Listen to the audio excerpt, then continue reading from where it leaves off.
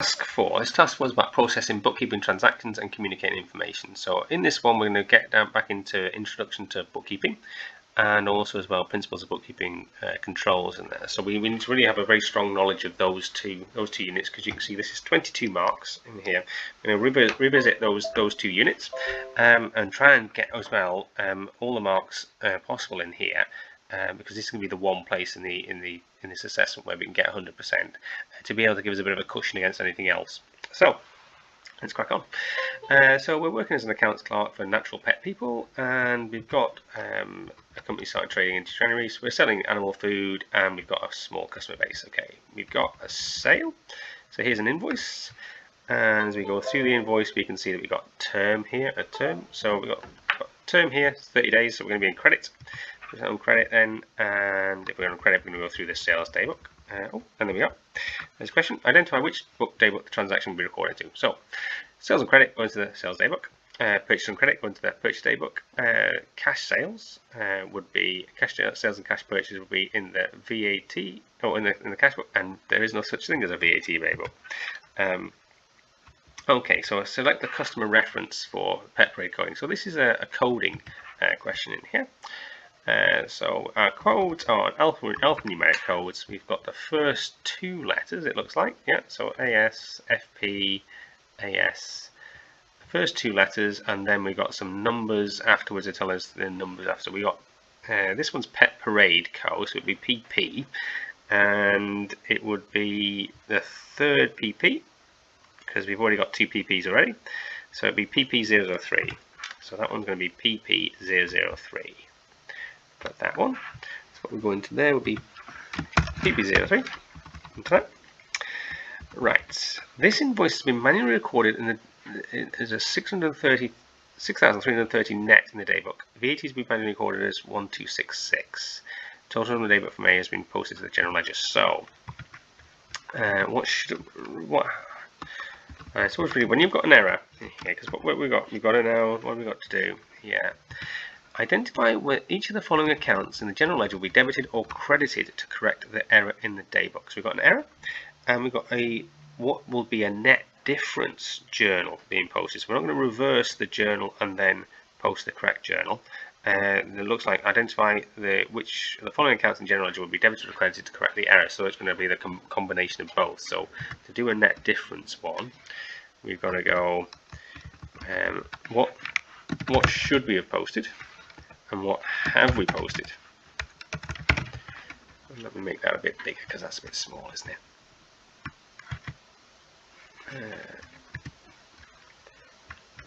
Let me make that one a bit bigger, just as we're going through. Right. Should and have. Okay, so we got net VAT gross. Actually, so we should have gone sales, VAT, and trade receivables.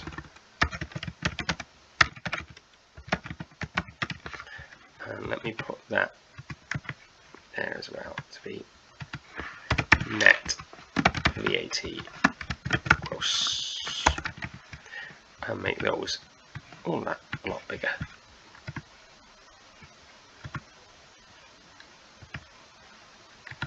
Right, okay. So we should have posted net ones 6300, and it says we posted 6330, and we should have posted. Let's just see. Did they give us any? No, they didn't bother to give us the VAT figure, but we know that it's 20%. So that would be that times by 2. That's the VAT figure, and this is the gross figure here. Okay, and we have posted 6330 1226. Invoice net in the daybook, that VAT is that, and the totals have been posted to general ledger. Okay, so we posted the totals as well. So let's go back here. So we posted 1266 and the total there. So that's what we have posted. Okay, so we would have gone credit sales, and so we've gone credit sales with that, and we should have gone that, so we're going to go debit sales. sales, and debit and sales 30. We should have gone credit VAT control account 1260. We actually have gone that, so we'll be going debit VAT control account 6. And we should have posted 7560 debit trade receivables 7560, and we've gone 7596. So we're going to go credit trade receivables 36. Now, so that's what we've done. Yeah, now let's go through and see what it is that the things that we've got here. Ooh, slide around. So sales, remember, was we posted too much in the credit side, so we're going to have to debit that. The receivables, we posted too much in the debit side, we're going to have to credit that. And the VAT control account, we posted too much in the credit side, so we're going to have to debit that. Now, in this one, just remember, in here, they said that the daybook totaled. So they didn't put an error in it, like where let's say, the thing didn't, the net and the VAT didn't add up to the gross. Quite easily could have put the net and the VAT not added up to the gross figure, and so not a question of just going, well, yeah, they overstated the sales and the VAT, and therefore the receivables would be overstated as well, and therefore be having to be credited rather than debited. Could have easily understated the receivables in the answer. If they would have added something on here somewhere that the trade receivables have been posted as, let's say, 7,200 or whatever, then you could have been going debit a lot. So just be a bit mindful of that. The way in which to answer that question is what should have been posted, what have you posted, and then you do the correction for that one. Okay. So state 4 benefits of using an online accounting system. And you see now we're now into a written question. So this is great. So what we're going to do in a written question is, people sort of tend to struggle with getting started in a written question. So what we have then is state, and we're going to explain, and we're going to extend, and we've got upsides, and we've got downsides. And that gives us a nice little box of 6 sort of different types of things to be thinking about really in here. So state 4 benefits of using an online accounting system. So, in terms of an online system will be electronic rather than manual. I stated it from that point of view. So anyway, online system being electronic rather than manual. Let me make this all a bit bigger as well.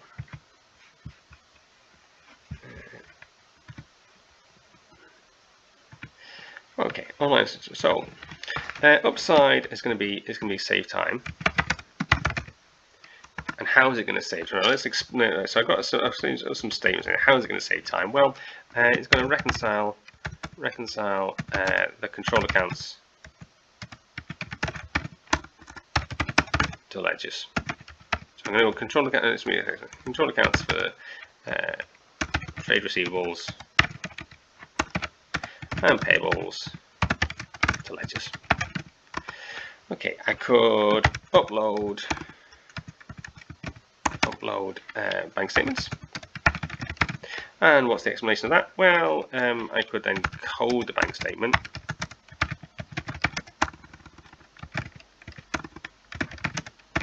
reducing the chance of error. Now, if we remember back in the introduction to bookkeeping course, I hated recurring entries, especially for income and expenditure. They were a terrible idea. You would never use them, but the examiner loves them.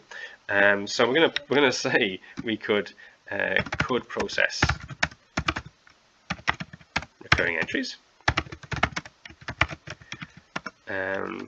And I'm also going to say, alright, sorry, now I'm going to also as well, in this one we've got, in this thing here as well, it has a nice thing here. If you remember in the introduction to bookkeeping unit, I give what the examiner thinks is a great plan of online accounting systems, and then I give what they are in reality. What does it really work? So I gave like 2 sort of sets of things, and this is where that actually comes into play, because what we can now do is we've got any other relevant points that could be awarded or awarded marks, anything else that makes sensible. So it provides data in electronic format. So that can be used to create reports. And then we've got the things like less chance of error, because it's going to automatically transfer figures to accounts without the chance of transposition errors. And it's going to automatically create our trial balance.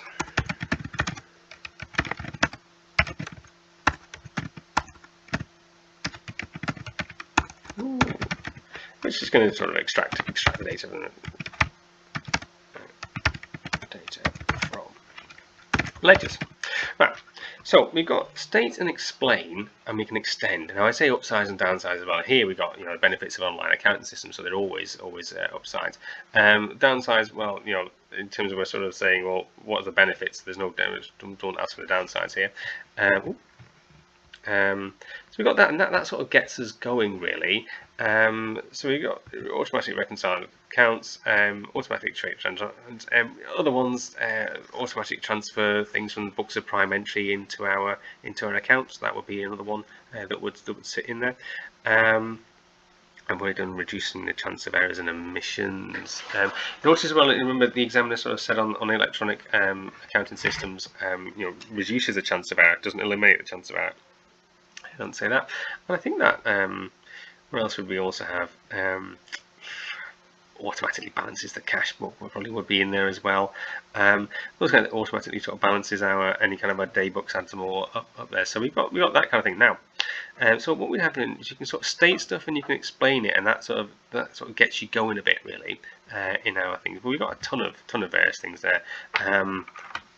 The other things in terms of reports, I've put create reports in there. The other things that I could possibly go for, I could link to other systems.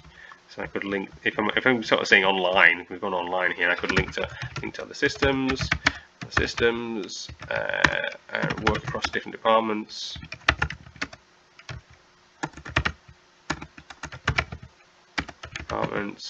Managers could get their reports at their desk. Now in reality, when I sort of said what was the real reasons for these things versus what the examiner sort of saying, actually having data in electronic format, the speeding up of posting and transferring, and managers being able to have things at their desk, also as well being able to work at different, having different offices working on the same thing, also as well manuals versus sort of electronic versus manual, easier for the department to actually run. We also need less skilled staff members. So those were all answers there, and what I'm quite pleased about is that the sort of chapter that I put in for Introduction to Bookkeeping Controls on this sort of section really here, which is missing from the other books, is really sort of coming into play in this kind of question. I think the examiner will be asking this a lot, really, these kind of benefits. They seem to like it, and I think there's going to be a big hole in the other books. Interesting to see how the tutors sort of fill that in. Right, when Pet Parade paid an invoice, they only paid that amount there, so 5670, and the other accounts off, because as the other appliers offer a prompt payment discount. Alright, so we've got prompt payment discount. They assume this was industry practice. Oh yeah, really, did they? You've not agreed that prompt payment discount, but vendors decided to honour this occasion and allow Pet Parade a 10% discount. Right, so what we've got then is we've got so we're going to go debit discounts allowed, and we're going to go credit trade receivables, and we're also going to be going debit the VAT that we don't have to pay. Right, okay, so what do we have then here? I was going to set up and start doing the actual journal there, but we don't need to do that. Right, okay, receivables ledger control then, so we're going credit and receivables ledger control. Discounts received, no impact, we wouldn't have that. It's not a discount received, it's a discount allowed. Discounts allowed, debit discount allowed, and debit the VAT control account. So why was it those? Well, we've got Pet Parade company is not going to pay this much, so it's a reduction in a money in item, and reduction in a money in item is a credit. Now that's less money available for the shareholders, but also, we don't have to pay the VAT over to HMRC on this discount, because we're not getting that money in now. So effectively we've reduced the price. So we're going to have a reduction in the money out item to HMRC. So that's going to be a debit, and the amount that's left over, well, that's a reduction in the amount that's left over for shareholders. They've got to pay this expense here because it's a reduction in shareholders are a money out item because of the business entity concept. They are separate to the company. They're a liability to the company, and as a consequence, they are a debit. Chapter 6 of Introduction to Bookkeeping Controls. If you're struggling with that concept, that's the key point. Right. Okay. Which one of the following documents will need to be issued as a result of giving a discount? Always love this question because it's not technically correct. It is a credit note in this one here. You actually don't necessarily. Let's have a look at our invoice. What did they put on this invoice here?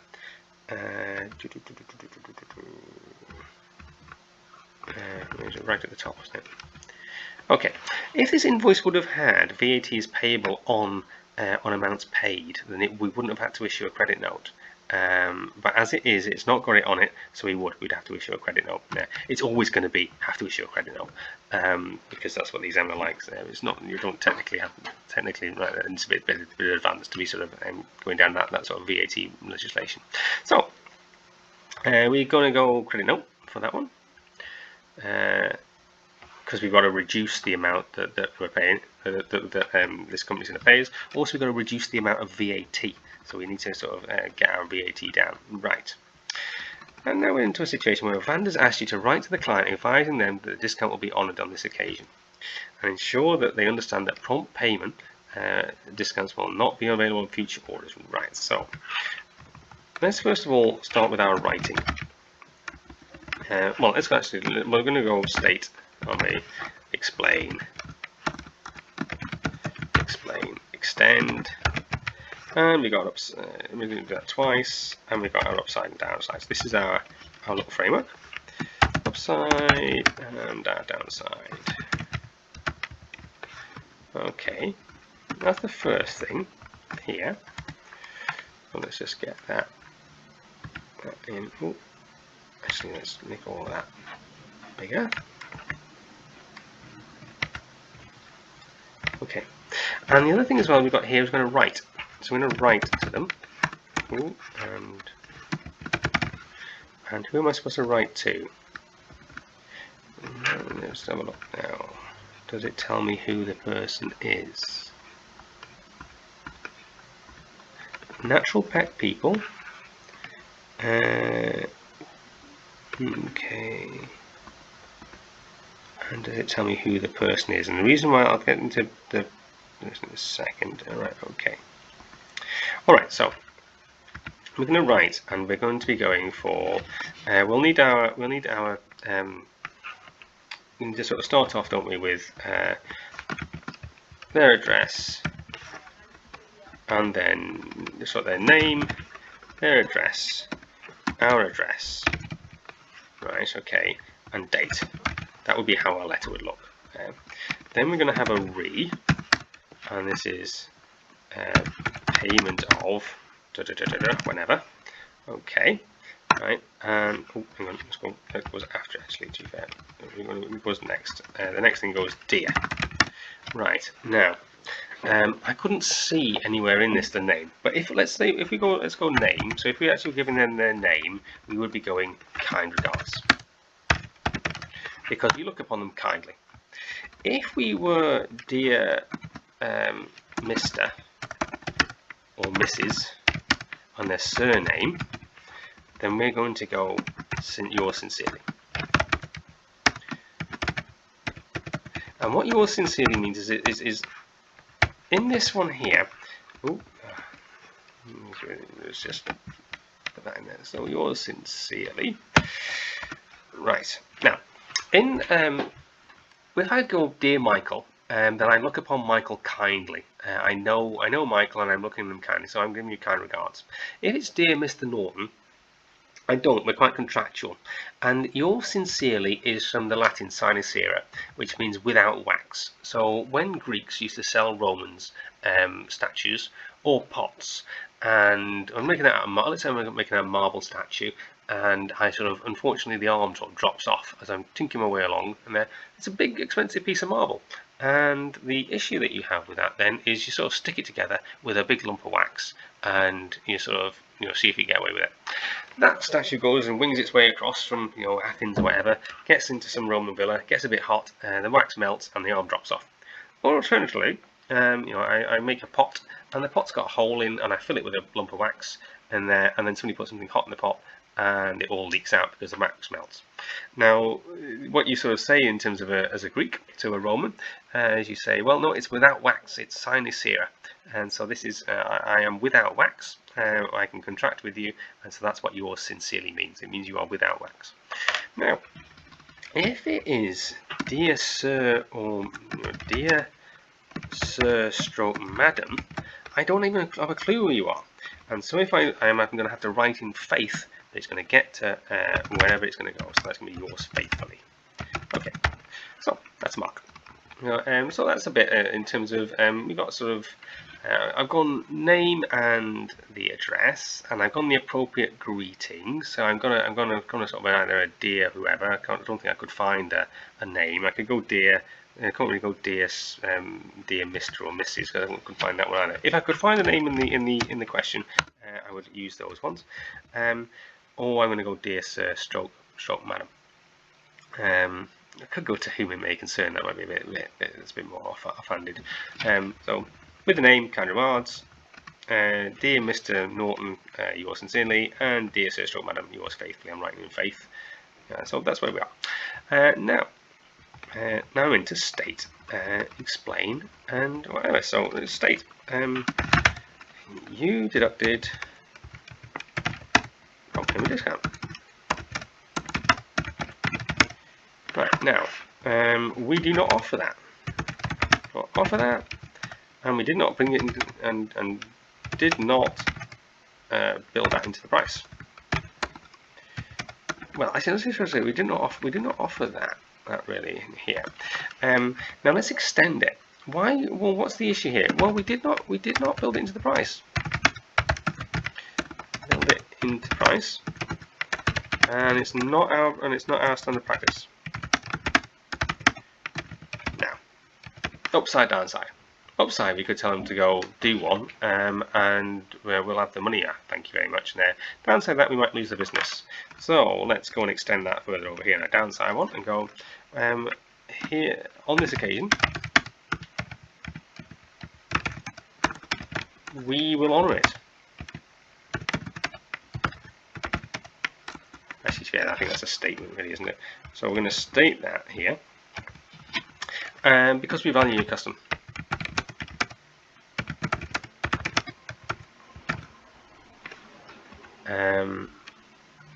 And so that's what we're going to do there. What else did it say? What does she sort of say? Not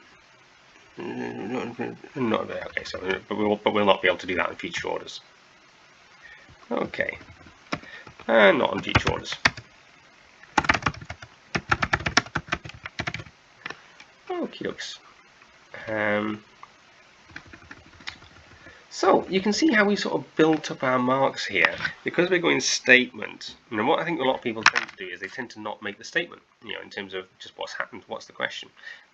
Then you tend to not explain it, or you then not extend it. So somewhere along the line, people aren't going state, explain, extend. So you think 1, 2, 3, 4, 5, 6.